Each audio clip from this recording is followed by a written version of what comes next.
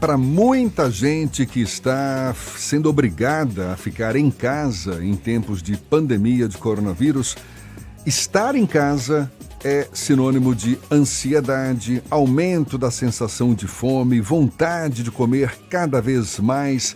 E é bom lembrar que a obesidade é um fator de risco para quem é infectado com o novo coronavírus ou adquire, a doença Covid-19. Quais os riscos que pacientes obesos têm diante da pandemia do coronavírus?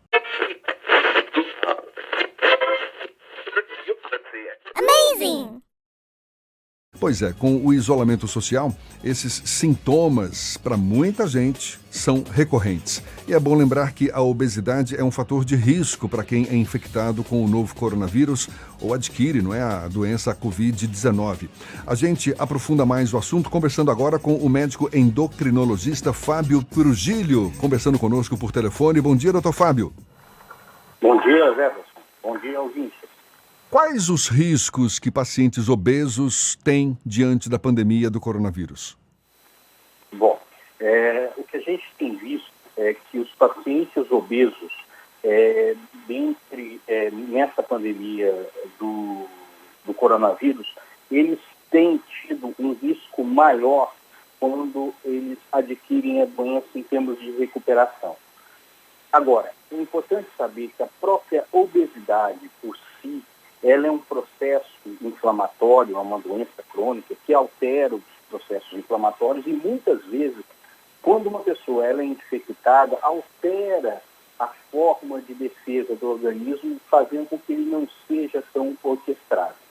Fora esse problema inflamatório, de própria defesa de imunidade do organismo, que a obesidade, como uma doença crônica, ela pode levar, o próprio fato da pessoa ser obesa, ela pode diminuir a expansibilidade do pulmão, ou seja, quando a pessoa vai respirar, que você respira, que enche o pulmão, essa forma de ventilação pode ser um pouco dificultada pelo próprio peso.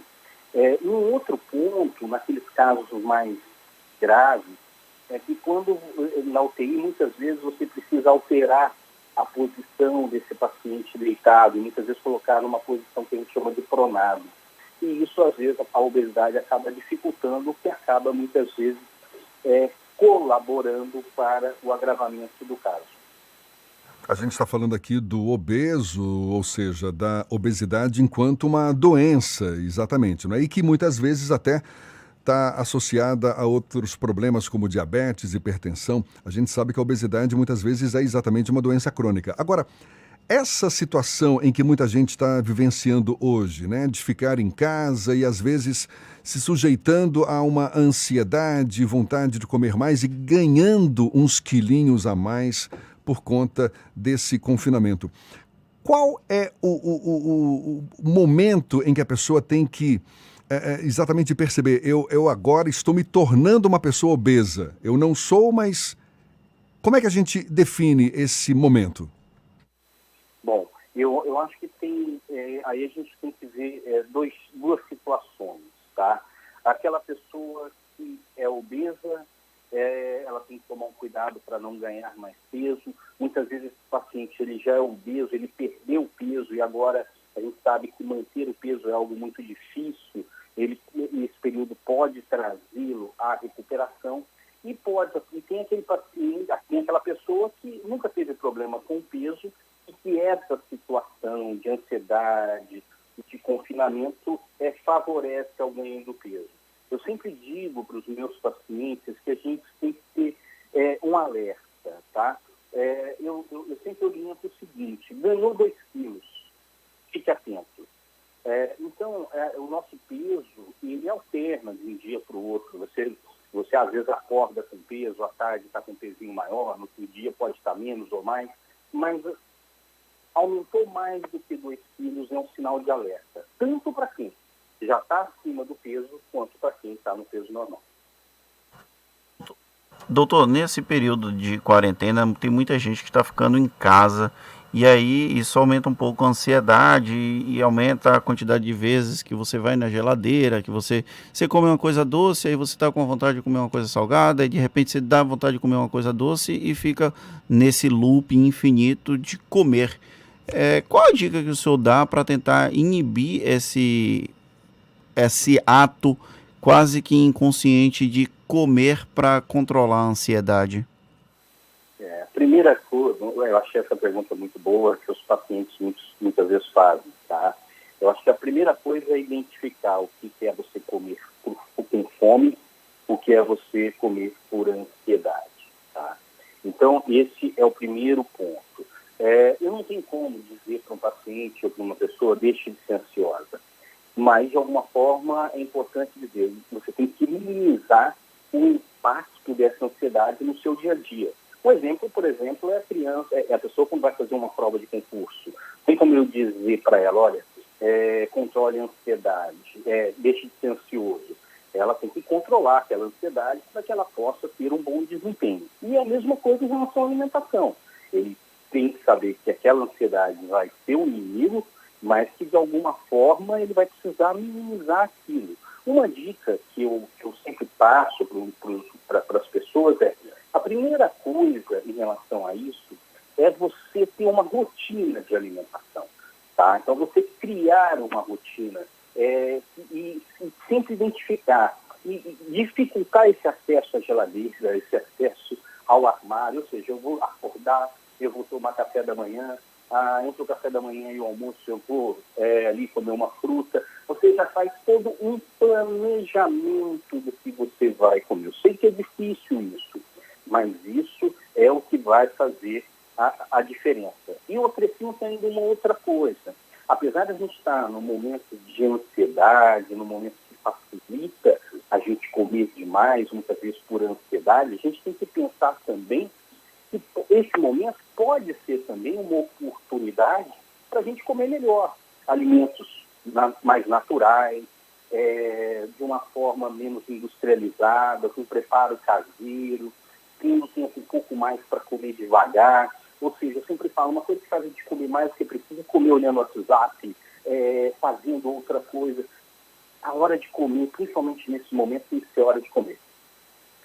Doutor, além da situação da obesidade, que pode ter um agravamento no caso da Covid-19, os diabéticos também são considerados um grupo de risco. Quais são as dicas que o senhor dá para os diabéticos para tentar evitar os problemas que eventualmente o novo coronavírus possa trazer para eles?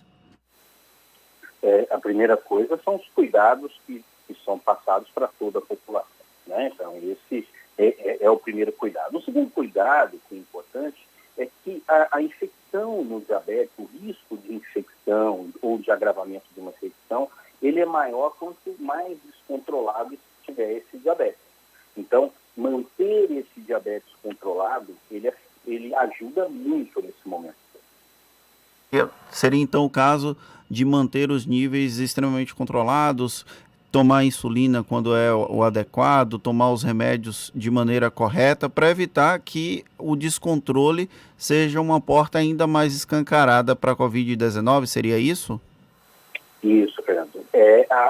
A própria ansiedade, ela contribui para o aumento da glicemia, tá? Por alguns motivos, tá? Então, por isso, e além disso, esse sedentarismo também. Então, você usar os medicamentos que já estão prescritos, isso é fundamental. Mas é importante também você visualizar, se possível, como é que está ficando sua glicemia e, dentro do possível, manter o contato com o seu médico, porque algumas vezes você vai precisar fazer ajustes.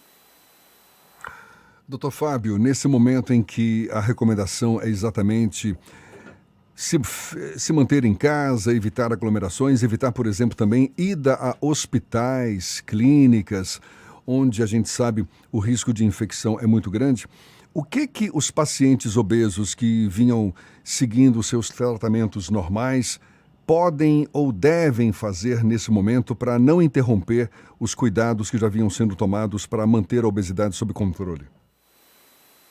Bom, a primeira coisa, apesar de estar sendo difícil esse contato, na verdade, esse contato físico com a equipe de saúde, o que eu tenho visto nos pacientes, a primeira coisa é que foi dado algumas orientações, e essas orientações elas precisam ser mantidas, ou seja, a disciplina ela precisa ser mantida. No caso dos pacientes, muitas vezes no privado, o que eu tenho visto é que muitos têm feito contato. Hoje a gente sabe que a telemedicina ela tem sido aplicada, pelo menos nesse momento de crise. Então, alguns pacientes no privado, eles têm feito esse contato.